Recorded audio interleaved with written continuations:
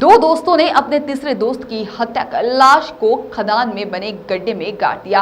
Police द्वारा शंका के आधार पर पकड़े जाने के बाद दोनों आरोपी दोस्तों ने अपने दोस्त की हत्या करना कबूला है और पुलिस ने लाश को गड्ढे से निकालकर पोस्टमार्टम के बाद परिजनों को शव को सौंप दिया है। दोस्ती को दागदार करने वाली यह घटना है रतलाम जिले के आलोट तहसील के ग्राम दयालपुरा की। यहाँ के निवासी गोपाल सिंह सोदिया ने पुलिस में रिपोर्ट लिखाई थी कि उनका 15 साल का बेटा बीती रात 8 बजे से घर से कहीं चला गया और घर से जाने के पहले उसके पास मोबाइल पर एक कॉल आया था। मामला नाबालिग के गायब होने से आलोट पुलिस सक्रिय हुई और पुलिस ने गायब बच्चे की खोज शुरू की। पता चला कि गायब बच्चा गांव के ही अपने दो दोस्त बच्चों के साथ में रात में देखा गया था। पुलिस ने दोनों दोस्तों को पूछताछ के लिए पकड़ा और पूछताछ में दोनों ने पुलिस के सामने कबूला कि उन्होंने अपने दोस्त को गला घोंटकर मार डाला है और उनके द्वारा लाश को रीचा महिदपुर रोड के बीच एक खदान के गड्ढे में दबा दिया गया है।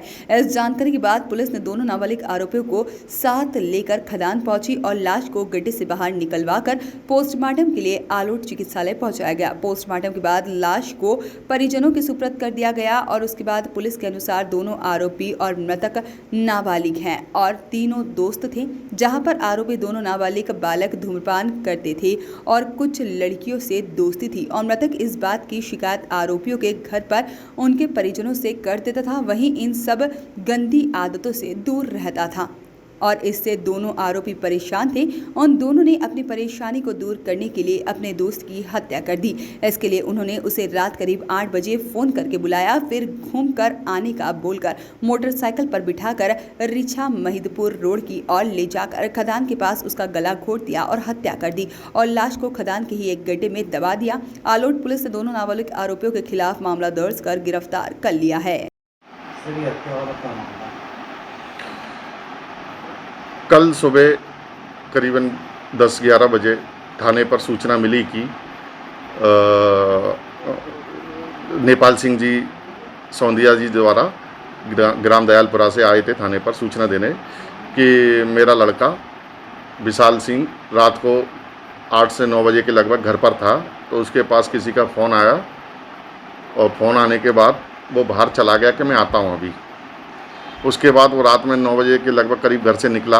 उसके बाद उसका सुबह तक कोई पता नहीं चला। रात भर उन्होंने तलाश किया, आसपास नहीं मिला। थाने पर सूचना प्राप्त होने पर चूँकि लड़का विशाल जो है काफ़ी कम उम्र का था, 15 साल के करीब, तो धारा 363 के तहत FIR दर्ज की गई थी और FIR दर्ज कर एक टीम गठित कर इनकी तलाश की जा रही थी। तो तलाश करते हुए थाना आलोट पुलिस ने गांव दयालपुरा, कंथारिया, रीचा आसपास जब तलाश किया तो विश्वस्त सूत्रों से मुखबिर की सूचना मिली कि ये जो विशाल है गुमशुदा, इसको रात में गांव दयालपुरा के 2 लड़कों के साथ देखा गया है रात में। तो वो लड़के 2 संदिग्ध, उनको जब पकड़ के पूछताछ की गई तो उन्होंने जुर्म स्वीकार किया, अपना बताया कि हमने विशाल को रात में बुलवाया था फ़ोन से और उसे मोटरसाइकिल से पुरानी गिट्टी क्रेशर रीचा रोड पर लेकर गए थे। वहाँ बैठ के बातचीत करने के दौरान इन्होंने उसे गला दबाकर मार के वहीं खाई खुदी हुई थी वहाँ गाड़ दिया है। उन्हीं दोनों बच्चों को अभिरक्षा में लेकर उनसे पूछताछ के आधार पर डेड बॉडी को तलाश किया गया और वो डेड बॉडी उनके बताए अनुसार उस जगह पर मिली, जिसे निकालकर पहचान वगैरह कराई गई, जो कि विशाल पिता नेपाल सिंह की डेड बॉडी होना पाई गई। बाद में उनका विशाल का पोस्टमार्टम भी कराया गया है, जो कि गला घोंटकर हत्या होना डॉक्टर के द्वारा बताया गया है।